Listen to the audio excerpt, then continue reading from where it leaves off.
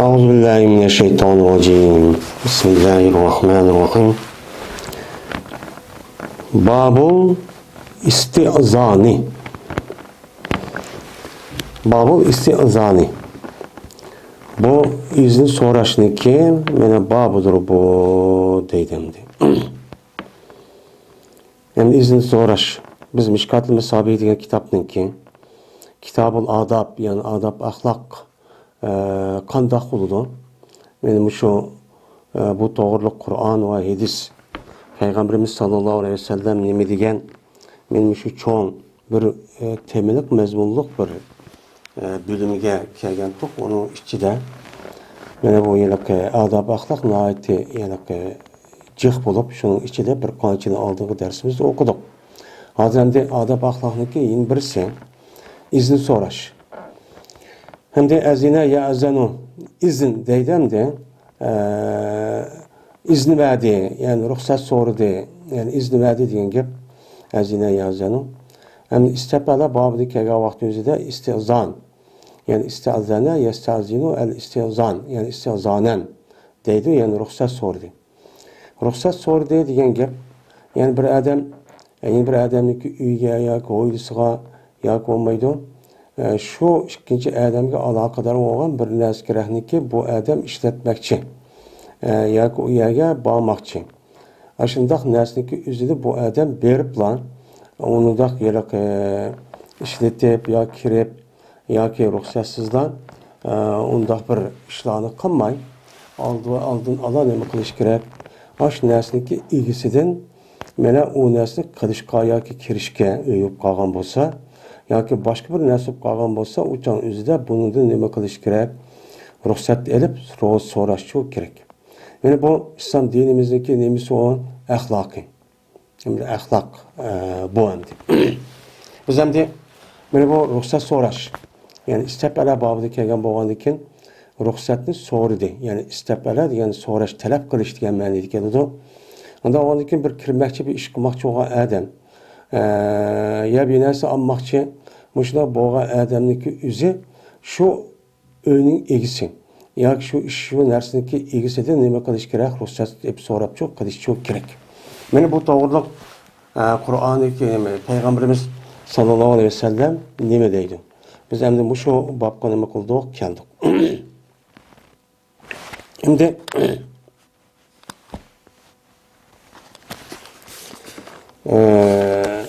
birinchi fasl. Ebu Said'in Hudri radıyallahu ta'ala rivayet kılındı.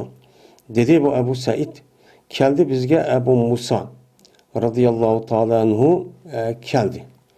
Hem de geldi diye vakti özüde Ebu Said belki ya Kubu'du mu ya Medine'du mu Ebu Musa radıyallahu ta'ala anhu başka yerdeyken şu geldi.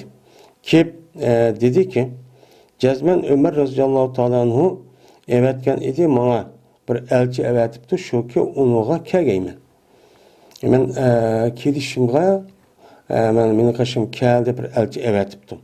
Ama akıl dep men Ömer radıyallahu ta'ala'nınki darvasıga çok keldim. Darvasıga kelip salam berdim 3 qata. Pes qaytımdı. Bu Ömer radıyallahu ta'ala'nın bana salamını nima qilmadi, qaytımdı. Hech qanday bir salam çok bermedim. Bermegandiki ki şuna men qaytib ketdim.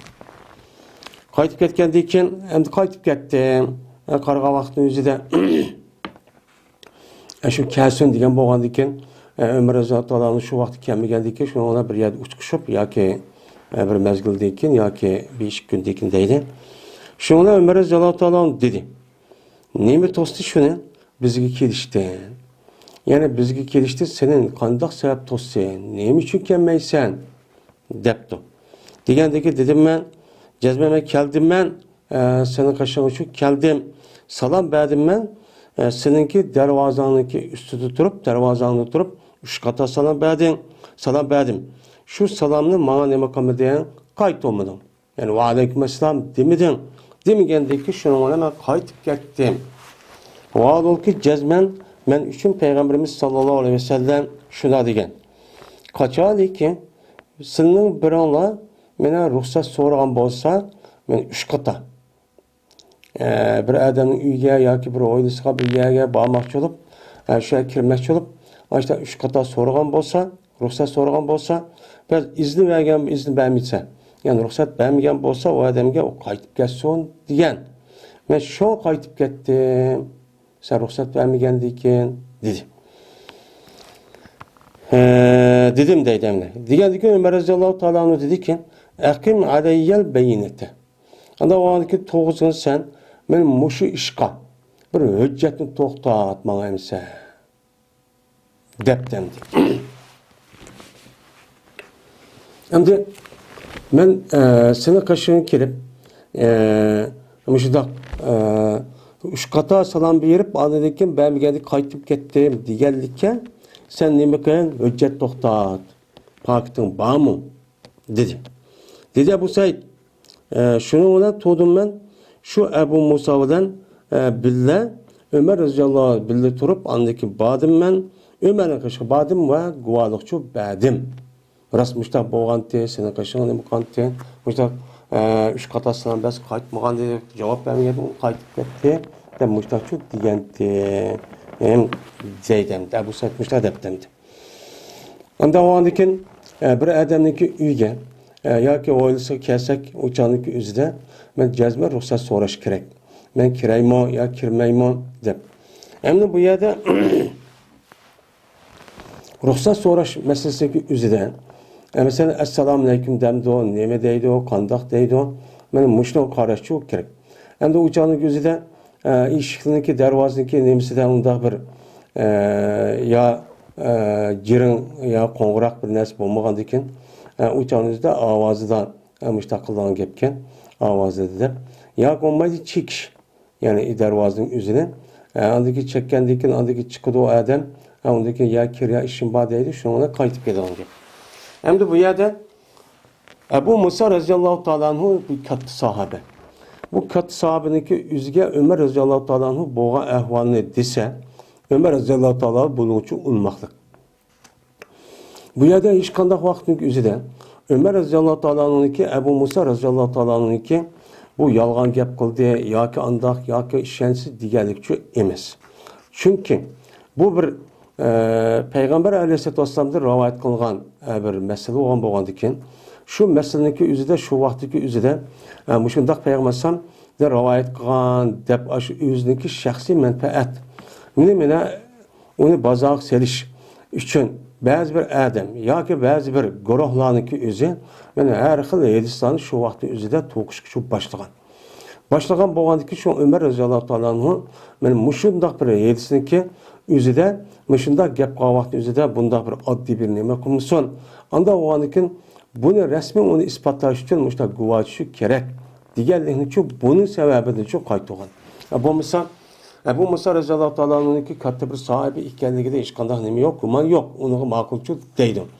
Endi yana bir sani ekan Abu Musa radhiyallohu ta'ala anhu Peygamberimiz sallallohu aleyhi ve sellem'den rivayet kılan hadisinin özü bir öz yalğız. Endi haber vahid.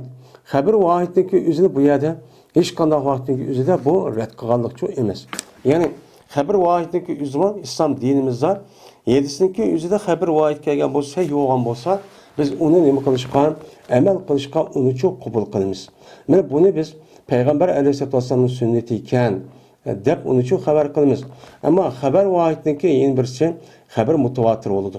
Haber mutawatir mana bir qancha jamoat Peygamber aleyhisselam'dan bir qancha sahabeniki o'zi mana dedi yoki qildi yoki men ko'rdim deganlikniki o'zini en az 7-8 emas mutawatirniki en tövini mesela 3'ten cih oldu. Muşundaq sahabeler. Onun da iki tabi'in muşta cih cemaat kelgan bolsa, rivayet qilgan bolsa, bu nim boludu o haber vahidchi boludu. Endi haber vahidda zaten unuğa hech qanday bir adam uni yaxtiyatchi deyamaydi. Ammo nima haber mutawatirga. Ammo haber vahidniki kelgan vaqtning o'zida bu rasmiy yalqa raviniki o'zi meni ishonchlik bo'lish deb bunu qarta muhaddis o'limalarimiz bunu qarta bir men shart yo'q qo'ydi o ravilarniki. Mesela o ravilarniki o'ziniki adolat bo'lishi, taqvo bo'lishi, zobit ya'ni mustahkam gapniki o'zini kimdan olgan bo'lsa uni aynan anglash, tutib olish qobiliyati yuqori verish, yuqori bo'lish, ya'ni unutilg'oq bo'lmaslik degandek mundaq axloq jihatdan undaq çok bo'lmaslik, onunki asli nereden ekanligi mashhur bo'lish deganlikda bir qonun shartlarni shu o'ttirg'i qo'ygan.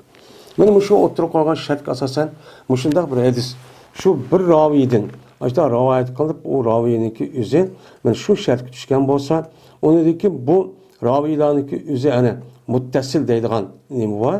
Muttasil shaklda bo'lgan bo'lsa, u joniki o'zida bu hadisni qabul qilamiz, xabar voyit bo'lsin. Yani bu yerda Ömer radhiyallohu ta'ala anhuniki Ebu Musa radhiyallohu ta'ala anhuniki xabarniki o'zidagi yolg'iz ekanligi bu yerda rad qilishniki o'zi bu yerda xabarni dedik, uni rad qilish emas. Yani şu vaqtning o'zida bu oddiy bir ish bo'lmagandan keyin payg'ambar sollallohu alayhi vasallam demagan gapniki o'zini dedi deb ashundaq bir qildigan bir ishchi o'yga ep ketgan. Şu bu yerda hujjat keldi deb men mushtaqchi qilgan. Mena kazzoblar bid'at xorlarniki o'zi voy payg'ambar sollallohu alayhi vasallam dedi, andoq dedi, mundoq dedi deb mushtaqchi bo'lib ketgan.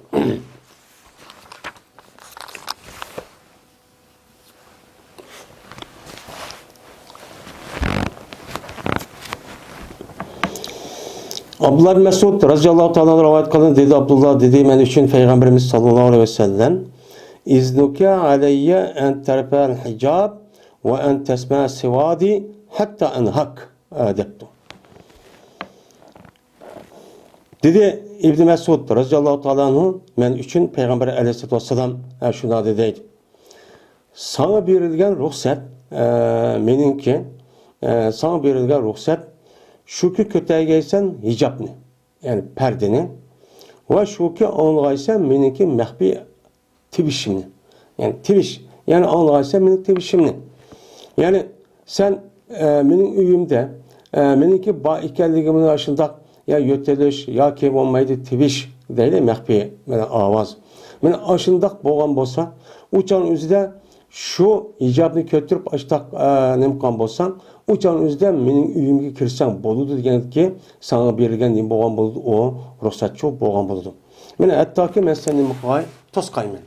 Uçan o'zida men seni to'sib, men uyning ichida bo'lsammi, bo'lgan vaqtda to'sibsa kirma desen andiki kirma. Ammo men to'smay, mana ashtoq qilgan bo'lsa, shundoq hijobni, ya'ni pardani öyniki, darvozinki, ishning pardasi olsa echiblar. Şu canınızda benim avazımni, öyning içi şipir qilgan, tebishniki o'zida shundoq algan bo'lsang, meniki sana bergan ruxsatim bo'ladi. Degandi deydi.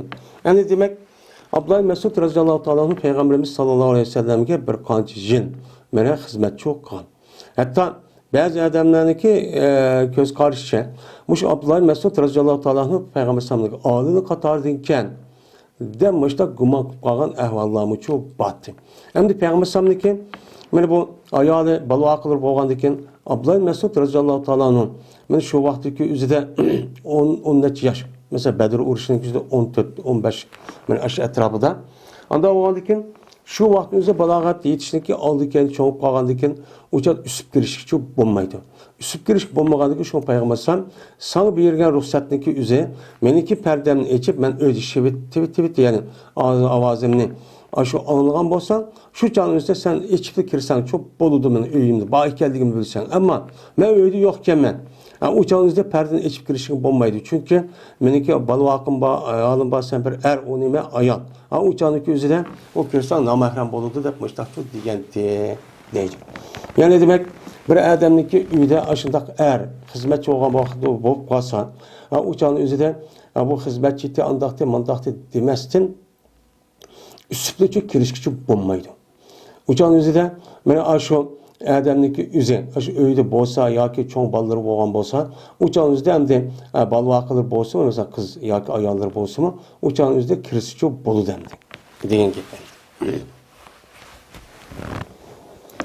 Jabir radhiyallohu ta'ala hamda sivat degan asli meniki qarong'im degan gap bo'ladi, meniki ya'ni soyam degan gap, ya tibish, ya'ni maxfiy bir hareket ovozim degan gap bo'ldi. Ya'ni o'yning ichida menga oid bo'lgan ashudaq tibish yoki shirk menga oid mushtaq narsa bo'lsa degan gap endi.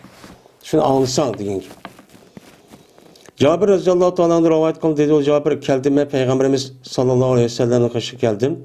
bir qaz haqidagi bo'lgan edi, meniki atamniki üstüdü idi. Meniki atamniki başka adamga berdigan bir qaz rivoyati. Endi o qazlarniki o'zi tutib ketdi. Shu bilan tudim men Peygamberimiz eshigini oldi shu tudim. Ya'ni eshikni qoqdim deydim. Daqaqdim. Tong qoqdim. Qoqqandaki Peygamberimiz dedi, "Men zan. Kim bu?" degandiki dedim men deydi. Mana dedim men deydi. Men, yani ana. Men dedim. Yani ben Cabir ibn Abdullah demeyden men deptim. Degandiki dedi Peygamberimiz ana. Men kim o? Degan gap endi. Go'yo Peygamberimiz men degan gapning o'zini sat ko'rdi. Yani demek bir adam uyga chekkan vaqtdagi o'zida ya darvozaga chekibdi. Kim degan vaqt o'zida men demasdan men paloni pukuni aş adam bildiği ismini dep aşda tunuşturuşu kerak. Uçad men ise kime degan kim o qo'llanmaydi. Şunu qarab alırken önündeki egisi olgan adam falan iken men ruxsat berar yoki yo'q deydigan çok gap endi.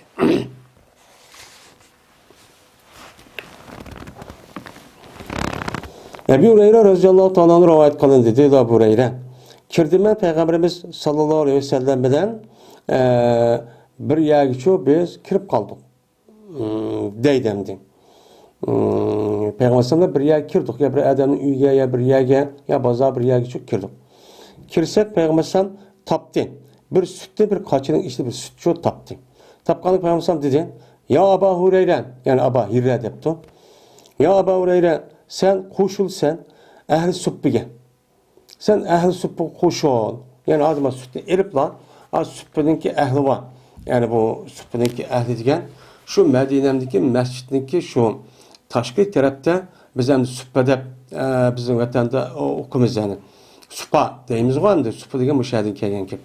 Şu süppüdeki yüzüde oturduğun yeniden Müslüman boğan etraftan kelgen başka kabileden bununki bu yerde turduğun bir öy, bir neskirlikçi, kerehlikçi yok. Fakat ulanınki kosuq toysalar fakat aşağıda turduğun kişiler. Yani bu şu İslam dinimizdeki şu vaktiki üzerinde mena yılıkı ciddi halette turduğun kişilerin katarıdınki. Peygamber sen kağallarınki hem de öylere yok uya bu yer boğandayken ciddi aşağıda bir işler yüz belge vakti üzerinden ehl-i sübbünün aşağıda buriydi. Anı kıl, manı kıl, ayak verenler manı işini kılanadı. Onu diken kıçıyı sen ulanı man kıçıya, ehl-i sübbülanınki üzerinde man kıçıya dep şundan çok dedi. Şu olan keldim ben ehl-i sübbülanınki kışı keldim, ulanı kıçıydım. Şu ona bula aldığını keldin. Onu dedi ki bula nima qildi? Ruxsatçı sordu. So'ragandan ulağa ruxsat berildi. Şunu ona uluçu kirdi deydimdi. Yani demek hamdi Ebu Hureyre'den Peygamber'e bir yer kiripti bir adamın uyga. O yerde bir kaçı sütü tepipti. Hamdi onu evetipti. Evet geldikken o adam ekega vaqti ruxsat so'ramasın bo'ldi. Lekin yani şundak olsa mı? Yani birinci katım çıkatkendiken yeni bir kata kirgan vaqt o'zida uyga nima qilish kerak? Muhtaq ruxsat so'rab çok kirish çok kerak. Oy avet ruxsat so'ragandikan evet kendi kiringlar men üstüde deme. Onu nima qilish kerak? Ruxsat so'rab ham keldimini, keldik, kirsak bo'lamdi deyish çok kerak deydi. İkinci fasl. Keldi ibn Hanbal din rivayet qilindi. Şunda da bir cezbet Safvan ibn Umeyye radıyallahu ta'ala anhu ebergen idi sütni. Ya konmaydı şu kihniki ballarını. Ya konmaydı bir sütni ya ki bir kihniki balısını ve küçük salatanı yani terhamek. Benim muşini bir minç terhameklerini Peygamberimiz sallallahu aleyhi ve sellem'deki şu evetken şu idi. Hem de Cudayatun deydiken Cudayatun degan gapniki o'zi yani Cadayatun yoki Cidayatun deb ikki xil keladi. Endi Cidayatu degan shu kihniki balisiniki o'zini Cidayat deydiken.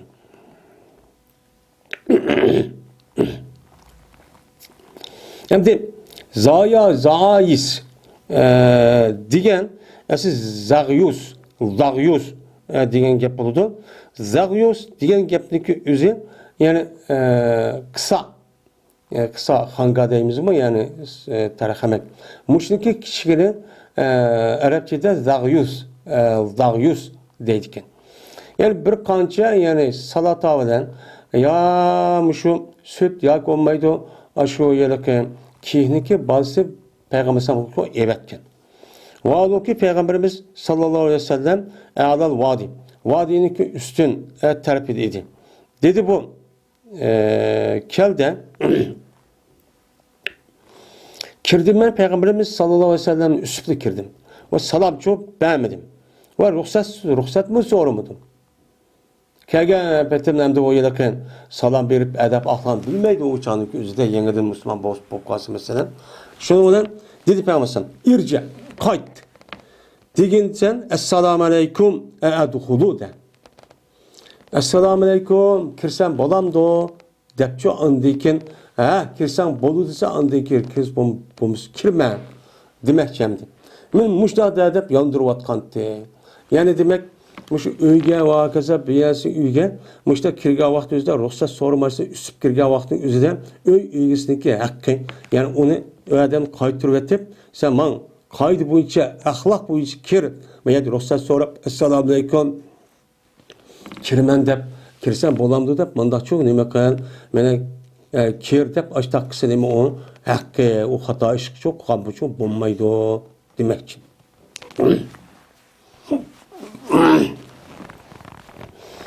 Ebu Hureyre radıyallahu ta'ala rivayet kılındı. Şuna dep ki cezmen Peygamberimiz sallallahu aleyhi ve sellem dedi.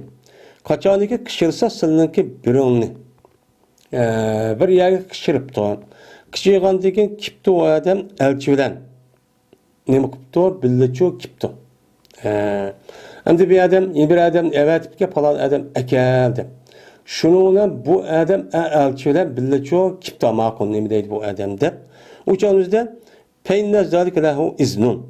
Pe cezben aşu elçiler kirişteki üzü o adam için iznidir. Yani bir adam ekel de bir adam evetken bolsa o adam kegen bolsa elçiler birlikte uçağında ruhsat sorması çok buluverdi o. Ruhsat şu elçiler kegen üzü adamniki üzün oylusuğa üyge kirgenlik belgen nemi onun icazet ruhsat çok buludu deydi.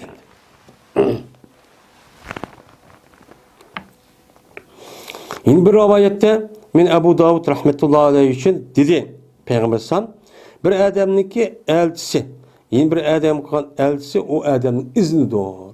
Yani bir adam izni yani elçi etken bolsa hani ekel diyen bolsa uçağınızda elçiniki üzü kemeşoğa adamga izni olmalı uçağın yüzünde kega vakti yüzünde o ruhsat sorumuz için boludu o deydi.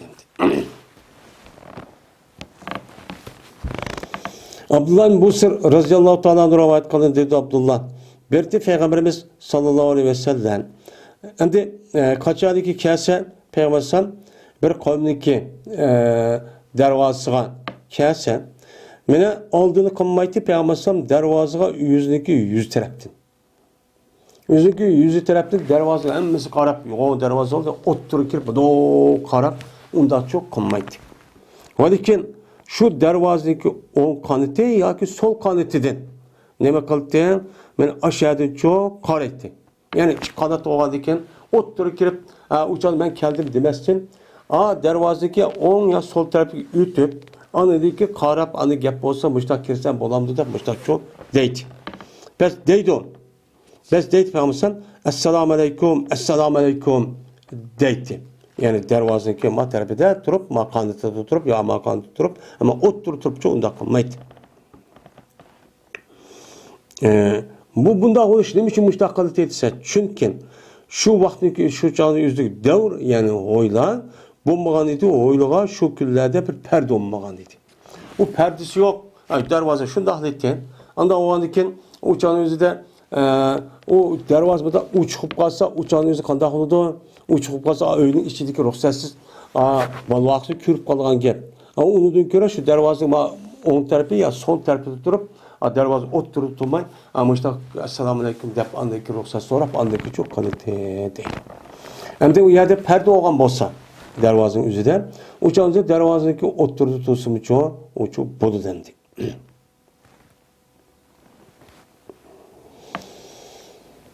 Bu ise İmam Abu Davud rahmetullahi aleyh rivayet çok kıldı.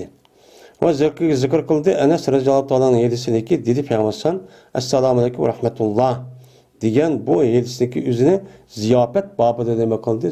Zikr kılındı. O yedisi başladı bakken ama o yedisine ayet zikr kılındı. Bu yada yine kaydı değiştiğinin nemisi yok. Acit yok. Şu bu yerde ben koymadım deydi Mişkat'taki sahibi.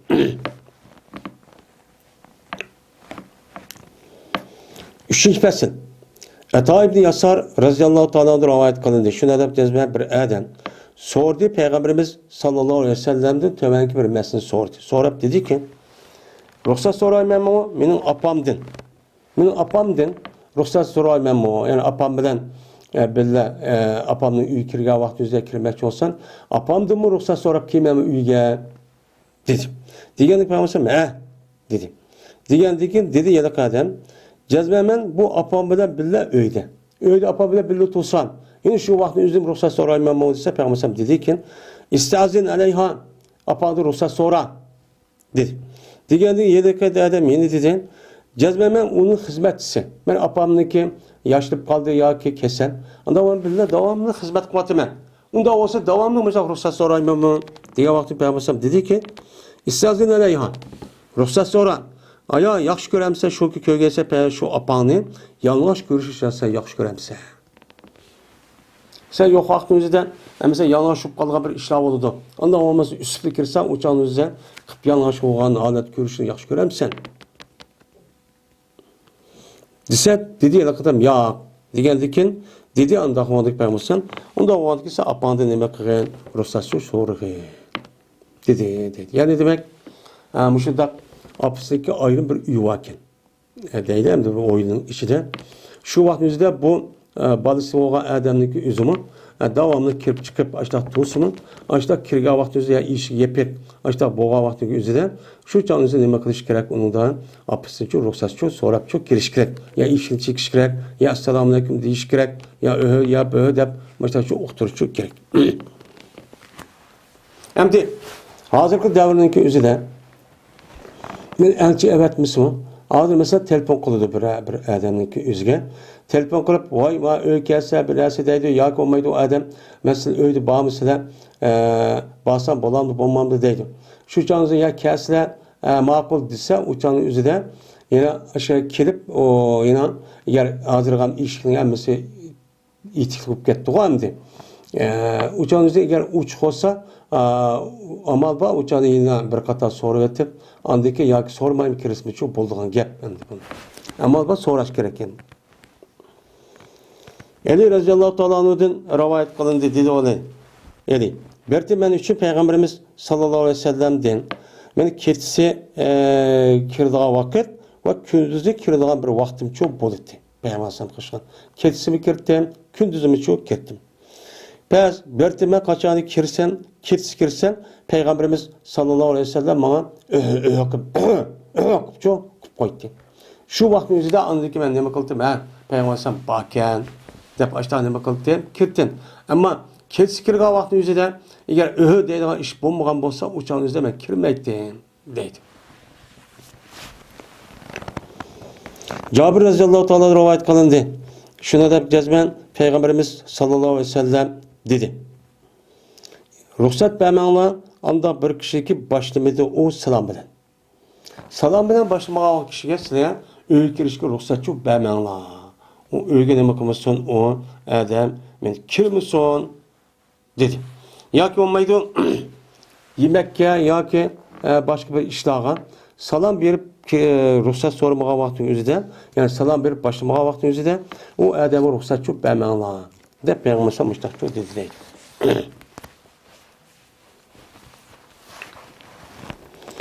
Yani ruhsat sonrasındaki nemize salam veriş, ya ki işini çok çekiş, ya ki avazı çok gep kırış. Bu an bir kançıklı oldu demdi.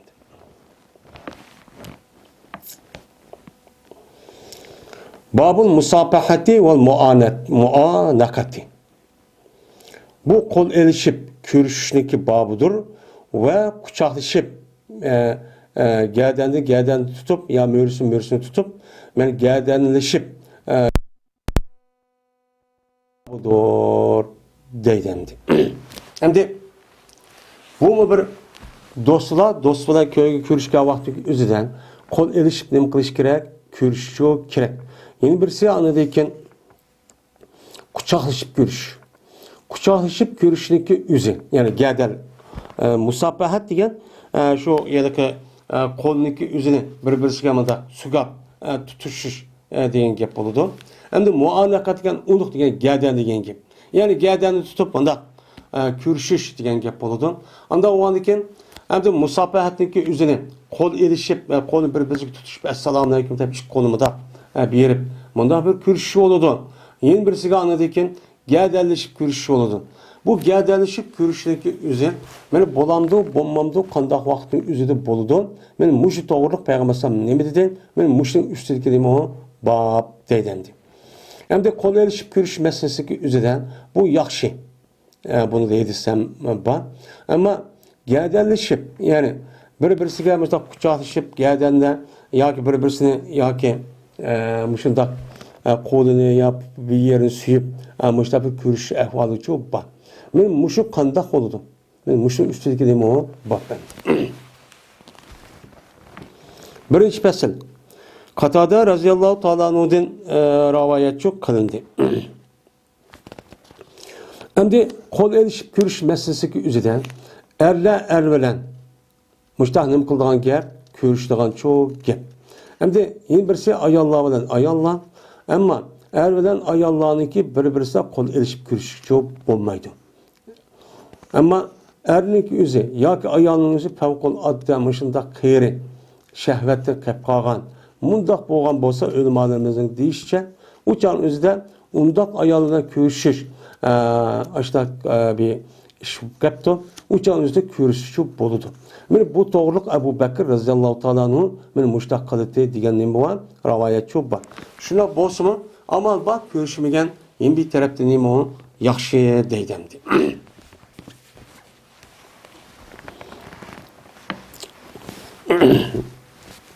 Hem de gədəlləşib görüşdəki meselesiki üzerindeki vaxt üzerinde bunu da bazı ölemanımız bunu da bommaydı. Çünkü gədəlləşən vaxtı üzerinde bu yakın qosaq çaplap mındaq neyme qoludu ya ki bommaydı. Uçanın üzerinde keydan kimlik üzü nait az nepiz müştahip kaldı. Onda o andaki beden teyip kalmadan iş oldu. Bu bommaydı. Bazıları yak boludu. En yaxşısı şu yıllık gədəlləşib kıldığan aşı adamlık üzü. Bu yıllık kimlik üzü. Uçsuz kim var, kimlik üzü kadın. Mındaq olsa uçan üzü boludu. Ama kimlik üzü bu canlık üzü dememez o. Bu yıllık kadın emez. Uçan üzde nepiz mında hop qalğan bolsa uçanın üzüde məni bommaydı dep müştah demek oldu qaraydı. Yeni birisi geldi ki bir adamniki müşu kalpigini yani süyüş arkalıp müşuda görüşdüğün bir iş var. Yoki qo'lini suyib yoki bir yerini suyib uçan üzde bu bommaydı dep İmam Azhab qatarlıq alimlarning o'zi bunda çok qaraydı. Birinchi fasl Katada'da radıyallahu ta'ala'nın rivayet kılın dediği Katada'dan. Dedim ben Enes radıyallahu ta'ala'nın için. Ayağı boğan mıydı? Kol elişip görüşüş Peygamberimiz sallallahu aleyhi ve sellem'deki eshablarda boğan bir iş mi o? Depço sordum. Sorsan bana dedi Enes radıyallahu ta'ala'nın. Sahabının içi de kol elişip, kol birbirisiga tutuşup, men muşdan nim batdi, men muşda görüşüşü ahval şu batdi deydi. Anda o bo'lgandan bu görüşüş meselesindeki üzüde bu nim bo'lgan bo'ldi, kol elişip, muşda iş kolni birbirisiga tutuşup, muşda görüşüşdeki üzü nim o durust deydi.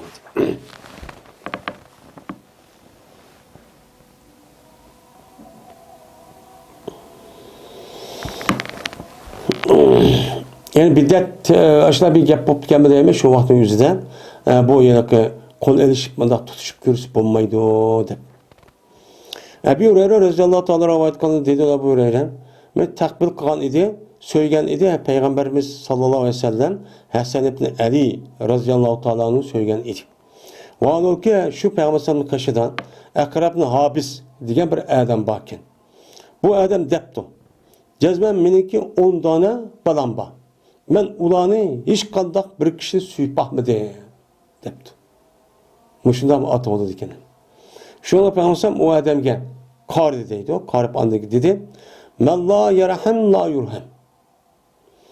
Bir adamı ki için ağırtmışsan o adamı bunun kılınmaydı. İçi çok ağırtılmaydı. Yani bir adam şu dünyada özünün balvakıları, ailesi ve başka kişilerge için ağırtıp onun mehribanlık göz için ibaret olan şu işniki her xil sebeplerini ve kımısa o adam ölgendiyken o kişiye Allah çok rahim çok kılmaydı. Allah Teala'nın ki o adamı rahim kılışındaki şartı yani Allah şu adamı rahim kılışından ibaret olan bir tuygunu, bir hissiyatını, bir hissini payda kılıp yaratkan bolğandan keyin bunun karta o adamniki şu dünyada tuqqanlary, balvaqlary var. Bunu nima qilish kerak? İçini şu ağırtış kerak. Bunu bağlı. Eğer bu olsa boludu, bolmasa bolmaydı dep hamısı başlaço degan deydimdi. Hem de bu balının özü bir qatamı söymese ondan balısı olsa bu qandaq bir aletdendi. Yani demek küfürniki nimesi şu derecede.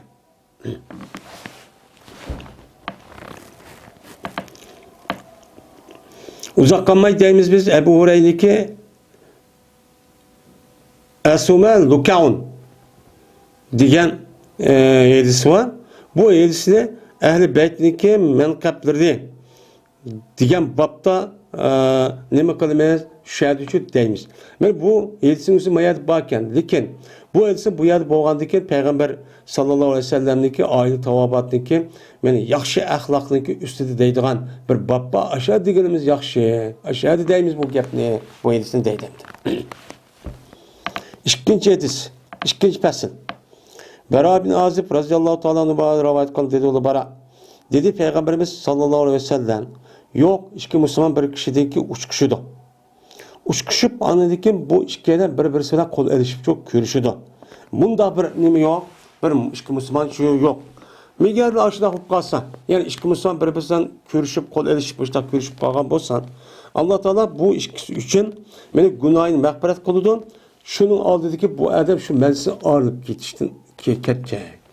Yani şu meclisin üzerinden ağırlık geçişti burun Allah Teala muş iki biraderimiz yani iki birader kol erişip görüştü. Yani az sebepten günahlarındaki günah sakının hemini küçülüyordu da Allah Teala deydi. Yani kol erişip görüşteki mine paydası mine muşu. Muşu. Yine bir Abu Davud'daki bir rivayeti dedi Peygamber'den. Kaçaniki iki Müslüman birbirine uçkuşuptu. Uçkaşkanı kol erişip görüşüptü. Bu ikisi Allah'a meni hamd etipti ve Allah'dan günahınki mağfiret buluşunu çok talep kıptı. Muşundaq kan bolsa andikin bu adamlarınki günahını çok küçülüldü dep Peygamber Aleyhisselatü Vesselam muştaqçı degende deydi. Yani demek iki Müslümanınki muşta uçkuşup şayet birlikte andikin Allah'a hamd etip muşundaq ikimizi görüşüge Allah'a hamd olsun. Allah'ın rahmetiyle muşta görüştük dep andikin ikisi birbirisi günahını mağfiret olsun Allah'ı talep kılıp muşta kan bolsa uçağınızda bu adam günahı için mağfiret kılırken. Anda o andikin İslam dinimizde İslam dinimizdeki Müslümanlarınki 30 ahlakçı olmuş. Kandak kılış gerek devamlı kürse bir sebep. Görüşüp ağırlaşıp ütüşteki payısına ait çok cemaatle ütüş gerek. Cemaat bilen muşu cemaat neyim bozuşunu ağırlaşıp ötsem muşundak çok sebep oldu. Devamlı görüşüp durdu, kol erişip durdu. Bunu kartta anlatıla bu adamla görüştü de muş sebepten olanı günahını mağfiret kılıp durdu. Ben daha çok paydası var mı? Cemaat işindeki. Enes radıyallahu ta'ala rivayet kıldı dedi Enes. Dedi bir adam ya Resulullah bizim bir adam var bizden boğan bir adam var ki mene uçkuşudu o adam yüzdeki karındışığa ya ki yüzdeki dostluğa. Yüzdeki karındışı ya yüzdeki dostluğa uçkuşudu. Aya inşemdi o birader o karındışığa inşemdi o. İnşemdi o salam kısıcı bolamdım o inşem. Dise peygamber ya bulmaydı o. Yani salam kılıştık özüden Esselamu Aleyküm dep Uçanın yüzüden şunda kısak çok bulur. Bizdeki uyguladı hani Esselamu Aleyküm de konuma yakıp saat 5 gün bazarak iyip koyuşması. İyip koyuş yani hürmet yüzünden. Ama böyle inahana yani hani degen ki resmi aşo ruku şekilde mi da mesela burun kapırlarını ki neymiş işte deydi hazır müştak vadıgan diye kapırlar. Men resmi tizletip, iniştirip, men müştak kılgan bir iş var. Men bunda kılışlık üzerine bilmesi o duruşçu emas. Dedi o adam efe yeltezimuhu ve yukabbiluhu depti. Aya o birader o kardeşini kucaklamdı ve söylemdi. Men işte kardeşinden ya ak kısmından, ak inisinden, ya goma bir dostundan, işte uçuşup kalmadım şunda çaptı şey kucaklam. Onu dekin onu suyup mesela yüz gözlerine değdi. Muşta kıldığı iş kısı bolamdı o dep soraptı. Sorusu peygambersem yak unda kısmı çok bombaydı o. Dedi o adam anda olsa bu kardeşi bu adam yüzdeki ak inisi tukkalları ve o dostundaki kodunu tutup olamdı ve onunla kürüşüp olamdı. Kodu tutup Esselamu Aleyküm demişler kürüşüp kısıp olamdı ise Peygamber dedi ki Max çok bomba buludu demişler çok dedi. Hem de muanakat meselesindeki üzere yani kucaklaşıp görüştürdük ya abicam. Bu meselesindeki üzere ihtilaf var. Şu var rivayet birisi bolu değil, birisi de bombayı diyen işte bir var rivayet var. Ebi Umar radıyallahu ta'ala rivayet kılındı şuna da cezme Peygamberimiz sallallahu aleyhi ve sellem dedi.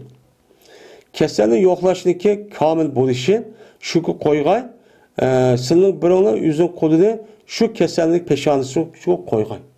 Andikin madem kesenli resmi mine neme kaldı yokluğu deydiğin yoklaşındaki kamil mükemmel şunu olan buludu.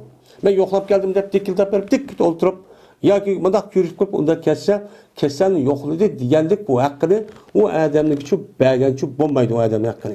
Kesenin hakkını belgen bombaydı. Kandaklıç kere yokluğundaki kirip ehval sorap aldık peşan tutup kanda ahvalları da ben muştak kılıç yoklap gelgeçti kamil mükemmel yüz mine yoklap geldik çok boğan buludu değil.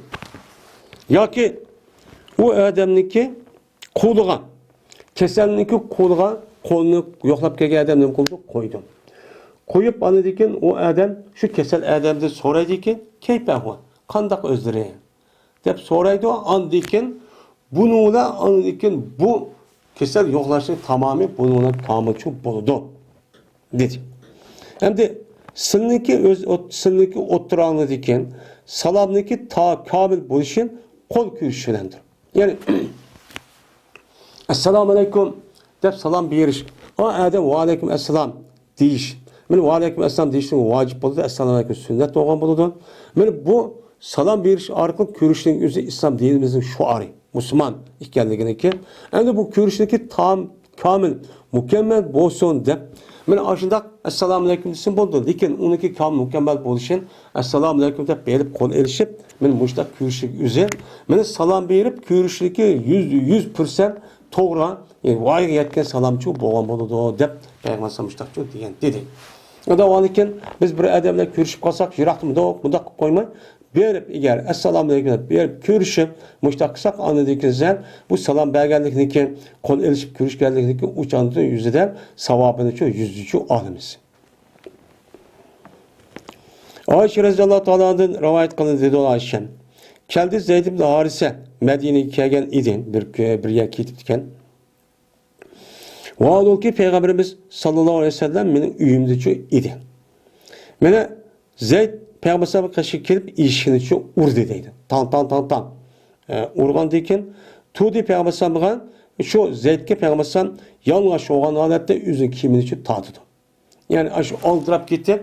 Kişkim ilgime kimini tatlı apıp söylapla uyağı çok çıktı. Vallahi deydi Ayşe. Kasem Allah'ı kömedim ben bu Peygamber'e yanlış bunun aldı da ve kendi de ondan şükür bakmagan de. Şunu olan bana kucaklap gitti. Geldiğini tutup kucaklap gitti ve süp gitti Peygamber'e Zeyd'in ağrısını deydendi. Maydis'ta beni kucaklap Böyle körse ve suyup mındak körse boludu degan gap çıktı. Endi bu Zeyd ibn Haris'deki üzerine Peygamberimiz sallallahu aleyhi ve sellem'in bekvagan bir balası etti.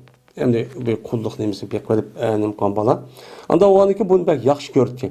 Yaxşı görgenlik itibariyle kucaklaşıp körüşüp, müştak suyup uyabilirken müştak çok kalitli. Bu mu nime o? Duruz. Hem de anında bombaydı deydi, manada bolu deydi. Bunu kargavat yüzünden şu yılki şu da körüşteki ehvalı karab boluğan şeydi kargan çağın yüzünden.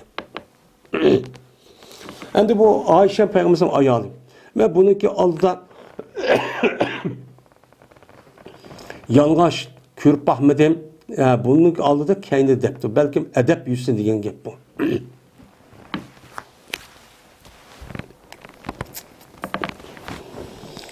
Eyyub hem de ben yanaki İran'a yalgaç öydü körmense bu edepsiz olurdu ya hem de layıkçı emez hem de ahlak. Eyyub ibn Beşir radıyallahu ta'ala rivayet kılındı. Dedi bu adam bir adamdın. Enerjedin. Bu bir adamdın. Şuna rivayet kıldı ki cezme bu adam dedi. Dedim ben Ebi Zer radıyallahu ta'ala aya boğan idi Peygamberimiz sallallahu aleyhi ve sellem sileveden kol erişip görüşemdi kaçaniki uçkasana. Uçkaş kavak yüzüde Peygamber sallallahu kol erişip uçtak. Kürşemden Peygamber depço ne makıpto aştaço dedim. Desem Ebu Zer dedi malakitu katto. Peygamber aleyhisselatü vesselam uçkaş mı dedim her göz. Miger uçkaşsam ben bile ne kıldı kol erişip görüştü. Ve ebergen dedi Peygamber sallallahu bana bürkini. Bir adamın benim üyümge evet tuttu. Oy Ebu Zer ep geldim. Şu an ben öydüço yok idim. Ehlimde ben yok idim. Pes o vakittaki bana kilbedim haber verdi. Haber verildim. Benimki ayalım bana böyle haber verdi Peygamber sallallahu bir adam evet gelsin de sen yokup kaldın bana bağ depti. Şu an akılda Peygamber sallallahu geldi o alıp Peygamber sallallahu bir karvatınki üstüdeyken. Karvatın üstünde oturup diken. Şu an Peygamber sallallahu beni kucaklı vardı deydi. İltezeme.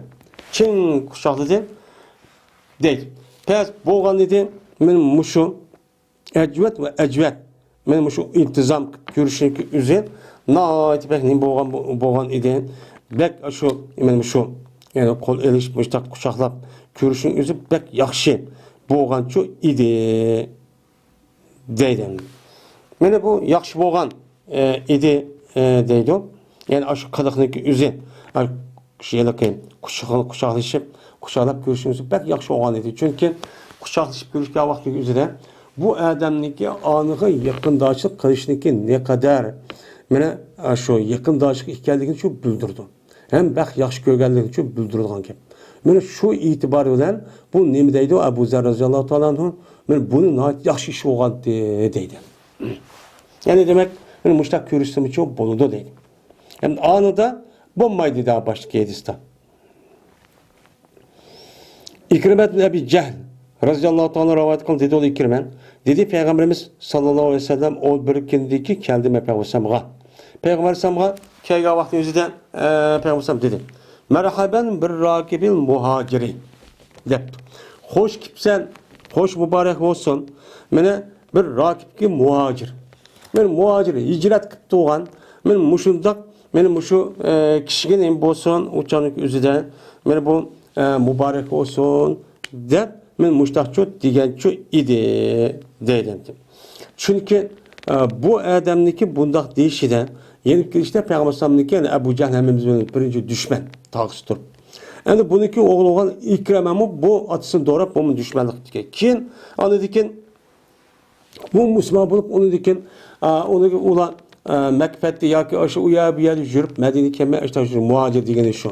Şu an kim Müslüman bulup anladı dikin bu yer kelidi şu gemini devatıdı. Uçağınızda ya görüşüp anda çok kımmak demdi. Merhaba da dep koyup demdi. Bunda adı mı bolu dikeni. Usayd bin Uzey radıyallahu ta'ala rivayet kılındı dedi bu bir adam idi bu adam Ensarlı'dan boğan bir adam idi. Dedi bu adam şu ardaki men bu adamniki üzü bir kavmiga gap qotdi. Ve boğan idi bu adamda bir çaqçaq qildigan bir odati var idi. Şu qo'ymiq gap qilib, chaqchaq qilib, bunaqa qildi ekan.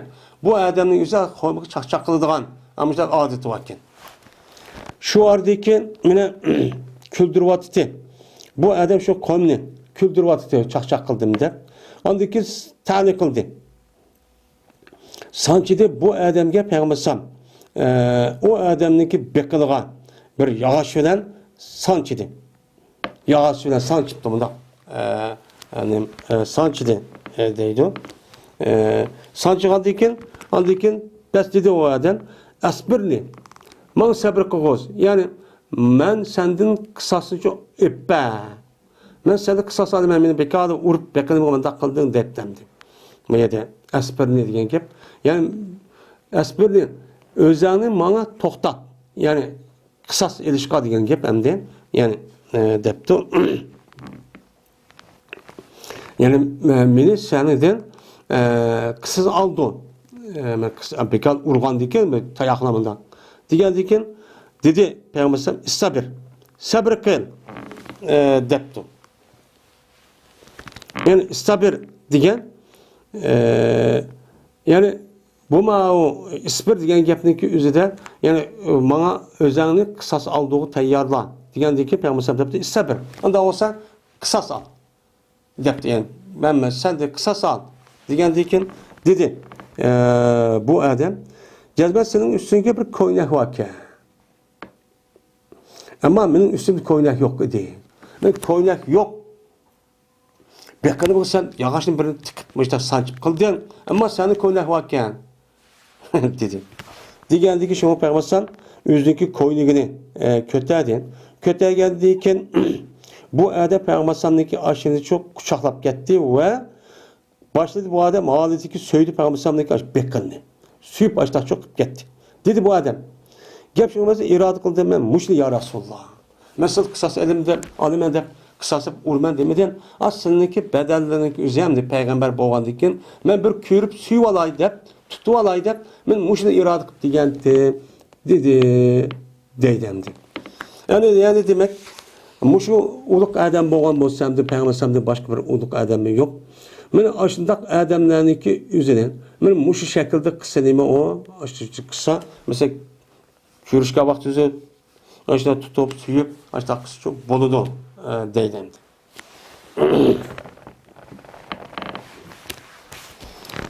Şabi radıyallahu ta'ala rivayet kılındı. Şuna da cezme Peygamberimiz sallallahu aleyhi ve sellem uçkaçtı Cafer'in Abi Talib radıyallahu ta'ala olan uçkaçkan deyken andaki kuşaklap aldı Peygamber özü keng sıkıp kuşaklap aldı ve söyledi Peygamber anda bir joyındaki iş gözündeki ağırlığı. İş gözünün ağırlığı olan mayakçı suyup koygan idi dedi. Yani bunda kısmı nime o duruz deydi.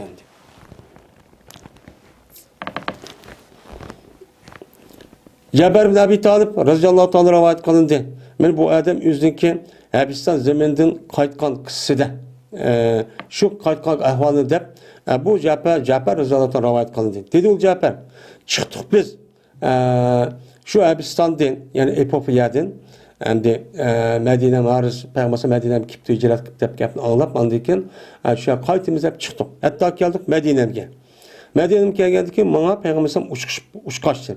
Ondaki uçqaçqandaki Peygamber meni rasmiy gavdalab quchoqlab mushtaqib ketdi. Ondan keyin dedi Madri dedi Peygamber bana dedi ki Madri bilmeyim ben.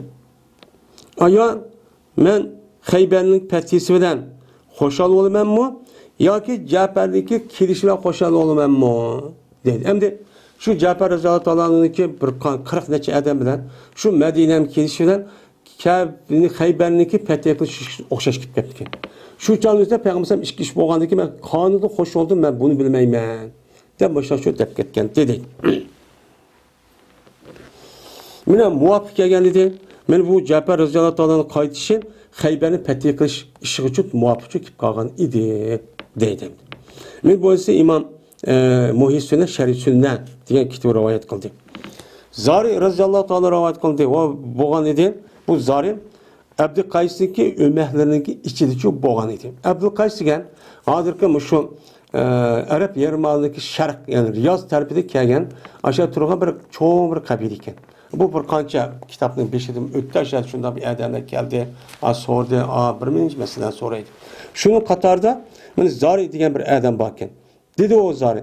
O vaqtdagi biz Madinaga keldik, qildik biz, mana oldiraymiz biz, bizniki nimamizdan, yuk taqlarimizdan. Madinaga kelgan hamonam yuk taqlarimizni tushirimiz deb ishtiga yugurib, boshqa shu qildik. Onu dekin, neymiş qolsa biz Peygamberimiz sallallahu aleyhi ve sellem'in qo'lini va putini uchun suyish uchun. Peygamberimizning qo'lini va putini suyib olamiz deb, kelgan hamonamlar shu ummatning ichidagi hammamiz yuk taqtini qilib yugurib berib ashtaqcho qilgandik deydi. Meni bu hadisni İmam Ebu Davud rahmetullahi aleyh nima qildi? Rivoyatchi qildi deydi. Endi bu hadisga asosan endi Peygamber aleyhissalatu vesselam zodi Peygamber aleyhissalatu vesselamning qo'llariga, putlariga mana bir suyib qilsa, o'chaning o'zida bu katta kishi bo'lgan ekan, o'chaning o'zi durust. Ammo bu odamdan boshqa bir odam bo'lib qolsa shu. Bunu da ixtilof bor. Shu ba'zi odamlar bo'ladi deydi, ba'zi odamlar bo'lmaydi deydi. Ya'ni hurmat yursin degandek obdan emas deb qaraydigan olimlarimiz ko'p bor. Ayşe radhiyallohu ta'ala rivoyat qildi deydi Ayşe. Ko'midim men hech qanday bir kishiniki u o'xshig'ichiroq mana o'xshig'ichiroq edi. O kishi mana samt setidan. Ya'ni bu shu yerda ahlak setidan degan gap samt yani yol yani ahlak yani haybat şekil cihatte ve hediyen yani iş izleri yani meniştiriş cihatte meniştiriş cihatte deydi ve ilan dil cihatteki yani o dil degen ahlak güzel bu iş cihatte. Yine bir rivayetten söz ve hadis ve söz cihatten Peygamberimiz sallallahu aleyhi ve sellem'e hiç qanday bir o'xshish kishini ko'rmadim. Fatima radhiyallohu ta'ala deydi. Fatima radhiyallohu ta'ala Peygamber sallamniki ahlaki, meniştirişi, gap sözden bek o'sha o'xshaydi. Berti Fatima radhiyallohu ta'ala'nın qachoniki kirsa, Peygamber sallamga qarshi kirsa, turtdi Peygamber sallam shu Fatimaga o'rturdi. Örküp diyorsun, kızığa. Ondan. Onu dedi ki Peygamber sallam şu Fatima'nın kolunu tuttu. Kolunu tutup Fatima radhiyallohu ta'ala'nı takbir kılıp için suyup getirdi. Ve oltuğusu Peygamber sallam özünün oturgan yeri için oltuğusu. Yani Peygamber aleyhisselatü vesselam'dan mehir muhabbet. Şunu da gazap, nefret, u çıktı. Bizdeki tek ağızları kadar şirin emez. Bir adam yaxshi ko'rishni taz bilganda obdan yaxshi ko'ra olmaydigan gap. Bir odamni nafratlab dushman ko'rishni aniq ko'ra olmaydigan gap. Ashta aralash. Mana bizdagi nafratlashimiz va u odamni yaxshi ko'rishimiz nimaning ustiga bo'ladi aslida? Iymonning ustiga bo'ladi. Endi ota bolaning ustida bo'lgan, otasi bolasini yaxshi ko'rish, bolasi otasini yaxshi ko'rish, u bir tabiiy ota bolalik yaxshi ko'rish. Mana mushu yaxshi ko'rishni o'zim obdan shu qila olmaymiz. Endi ko'nglimizni yaxshi ko'ramiz, ammo amaliyotda qila olmaymiz. Bunda bir odatlanmagan. Ama Peygamber sallam yüzdeki kızı olan Fatima'nın müşahede daha yaş görürken. Yaş gördüğümün kalbini yaş gördüğümün tutmayırken. Bunu resmi ameliyette ne kılırken onu hareketi ifade ederken. Bu hata çok emez. Bu hata emez. Asıl bizim var müşahede çok kılışımız çok gerek. Şirin yani ne demiş? Şir. Yani ya gaç ya ucu bucu çok emez. Şir. Bir tipi Peygamber kaçanik Fatima radhiyallohu ta'ala karşı kirsen, Fatima radhiyallohu ta'ala'nın Peygamber kopar iken. Hem de balınınki atısı kopuşu bir toğra. Ama bu Peygamber yüzün kızı kelgen vaxtımız kopuşunki yüzün. Yani demek Peygamber aleyhissalatu vesselam yüzün kızı olan Fatima'nın kandak yaş görürgenlik çok büyük çıkıp durdu.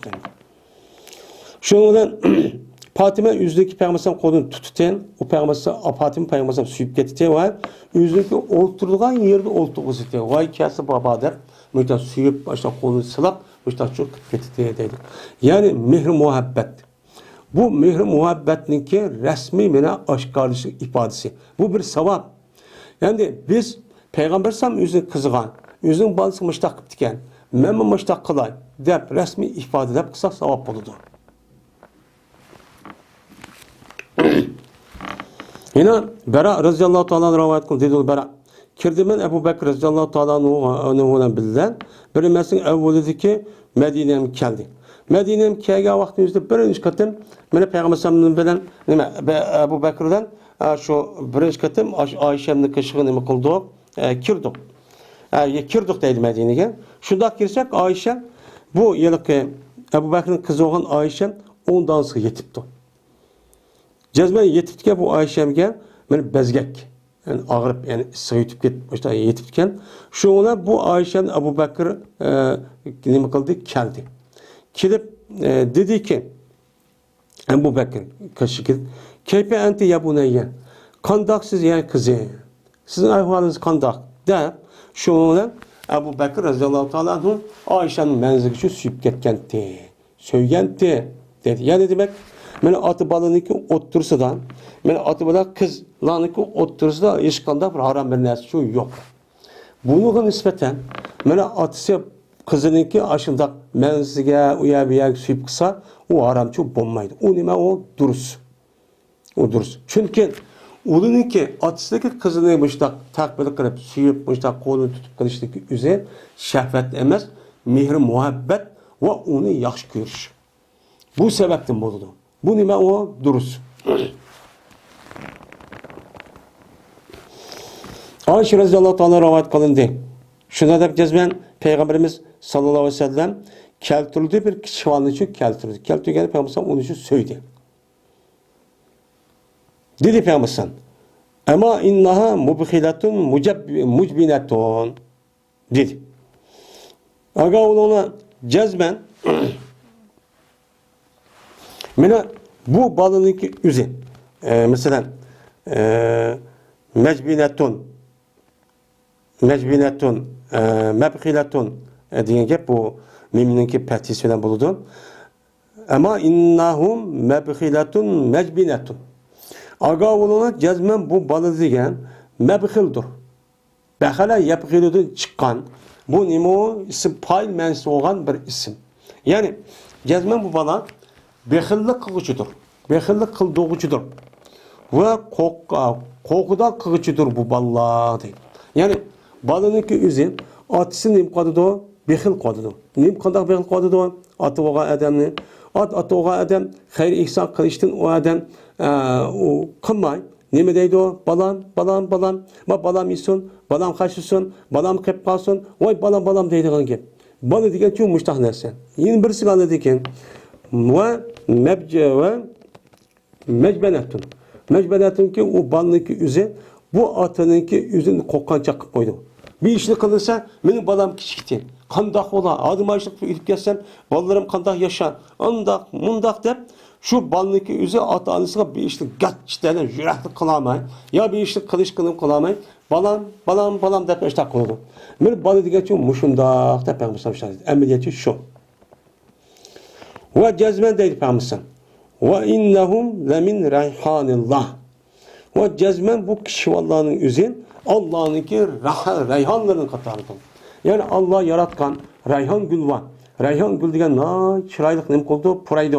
Anda o anken bu balınınki puraklığınki üzün reyhan gülde şundak ademge şundak yakımlar acayip mezillik nem koldu buraydı de Peygamber müstahçı diyendi. Yani demek balısını körüp balısı süyüş ve onun mahtaçlıkı üzerinde yüzlük balısı emez. Yeni bir kişininki açta bovak küçük balığı olsun onu elip, onu süyüp, onun için mihribanlık kılıp, muşunda erkeltip kılıçtaki üzerinde imo naiti yakşı iş. Bu bir mümin, Müslümanlığınki yüzdeki vücudundaki imanlıkken bağ ikenini bildirdi. Çünkü iman bayanın üzerinde mihri muhabbet doludu, işin ağırtış, hissiyatçılık çok buludu, nefret ve onu boğan mene İştiyahınki üzü, muhabbetin üzü uç oldu. Şirşin onda çok bulmaydı.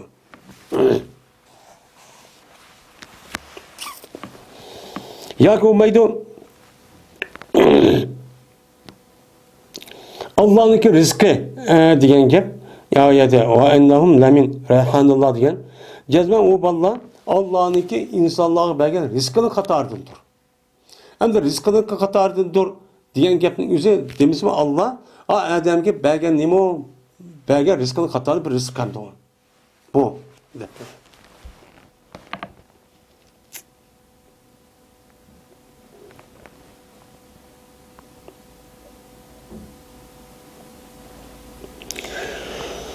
Üçüncü fesil. Yağlar razıyallahu ta'ala rivayet kıldı dedi yağlan. Cezmen Hasan Hüseyin razıyallahu ta'ala anhumla mene yuguruştu. İstepakan. Yani sabah ben kapkan ben yugurdu bir-birine yuguruştu. Peygamberimiz sallallahu aleyhi ve sellem kaşıkını nima kıldı? Yuguruştu bular. Çıksan kiçikken de şu canınızda yuguruşup müştakçı menişti. Menişkan deyken şu Peygamber bu işkeni üzgüçü sıktı. Zanna. Koş dedi tutup ekipleştim. Ve dedi cezmen bana degen mebekhalatındır ve mecbelatundur de magem dedi. Cezmen balan men bekhallik kılıçıdır. Bekhallik kılıçıdır atanısını ve şunu da ne kılıçıdır? Men kokkançak kılıçıdır atanını dep müştakçı ne degen? Müştakçı degen dedi. Yukarı kendisine okşaşan mezmun. Atayın Khurasani din rivayet kılındı. Dedi cezmen Peygamberimiz rivayet kılındı. Cezmen Peygamberimiz dedi. Tasafahum kol erişip çok körüşüğünden aşında kısanla yüzeybul gullen men ketkizü vadıdır bu kol erişip körüşüğün öz oturağındaki adavetli açıklığı bunun imkadıdır ketkizü vadıdır. Bu naat yaxşı iş. Mene bir adam uğraşıp kalsa, adavatlaşıp, gaplar paydo olup kalgan bolsa, şu canı assalamu alaykum dep berber, şuna kol görüşkendeki derhalla o'ttirdiki adavatçı nöp ketip kalgan, yo'qolib ketib kalgan. Endi adavatni yo'q qilishniki birdan bir çaresi meni bu şundi. Akirib görüştürüş. Yine Peygamber dedi ki, tahadu, tuhabbu dedi. Hediye qilishinglar. Bir-birisiga hediye, mel çoğ olamdı, mel küçük olamdı, kandak bir narsa olsa, mene o yeni bir tarafkisine hediye, soğat, muşundak narsani evetişin şu adetliler insanlar, o çağda bir-birisine nima kılsa yaxşı görüşürler. Bunu yaxşı görüşünki bir maddi tarafında olan bir ifadesi, bir-birisine hediye çoğu, nima kılış, evetip duruş, hediye kılıp duruş. Ve şununla bu hediyenin üzerine nima konuda andiken adavetini açıklığı nima konuda uçan üzerinden men ketkizü vadıdı dedi. Yani bir adam yeni bir adamdan adavetleşip müştakip kalgan bolsa uçan üzerinde kim birisi yeni bir karşı tarafga bir narsa adavet nimini hediye kılgan hediyelik bir narsa evetken bolsa derhal bu otursideken men adavetten ibaret olan düşmanlık yo'qolib çok ketdi. Buniki bir amal için benim bu. Yine Bera ibn Azib radıyallahu ta'ala rivayet kılındı dedi ol Bera. Dedi Peygamberimiz sallallahu aleyhi ve sellem bir adamiki namaz okusan 4 rekatını hacirninki aldı. Yani düşüşün aldığındaki yani salatul duha. Yani çarşaf namazını 4 rekat okuyan bolsa biz goya ki mene okuyan boldu bu adam bu namazın Leylatul Kadir'de. Kadir keçisi de. Men Kadir keçisi namazı okandakçı boldu deydi. Yani bunun sevabı şundakçı nima o katta. Ve iki Müslüman kaçanı ki birbirine kol erişip görüşse kol tutuşup. İşte görüşken vaktimizde baki kalmaydı ikisinin oturursa hiç kanda bir günah kalmaydı. Migel günah olsa hemmisi düşüp getirdi. İkisindeki oturursa işte kol erişip görüşken bolsa men her kanda günah yani günah şehirden ibaret olan hem günah men o adamın vücududan ikisinin vücududan düşüp getirdi deyip Peygamberimiz sallallahu aleyhi ve sellem müştakçı diyen dedi. Anda o andaki kol erişip görüşteki müştak nemisi var, paydası var. Şunun için devamlılık mı ne? Arışıp, adamlardan arışıp, cemaatten arışıp, müştak görüşüp, müştak turuşumuz çok gerek.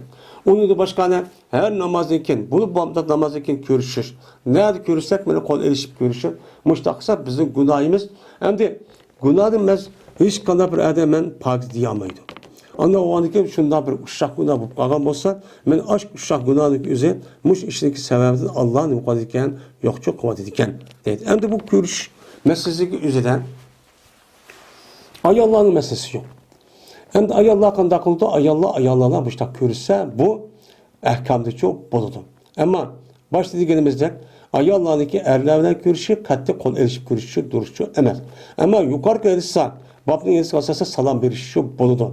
Uçağınızda ben Müslümanken, ben müminken de uçağda yaxşı niyetli bolsa, ya ihtiyaç çıkıptı, ya doktor, ya okuttukça, ya ki bir işlerden sonrayken uçağınızda Esselamu Aleyküm de verip görüşü boludu. Ama niyet yaman bolsa, şehvet, yaman məqsədli olan bolsa iş gelirse, işte görüşüp iş pişimini çıkaran, ya ki lezzet alay, ya ki bunda bir iş kılım kılaydısa uçağda aram. bu işteki üzerine aram bilen alan eniq çok bilişimiz gerek. Emmisi o kürsen bulmaydı da oturup o ya köygamını kaçıp gelen iş çok bulmaydı. Bu doğru çok emas. Men hemmemizin Allah Taala muşu Peygamberimiz sallallahu aleyhi ve sellem'deki muşu sünnet boyunca emel kılgan hakikat takva muttaki salih mujahid meni kişilerden kısın hakikatin üstü devamlı turuşka Allah Taala muvaffak kılsın ve ahir davana elhamdülillahi rabbil alemin.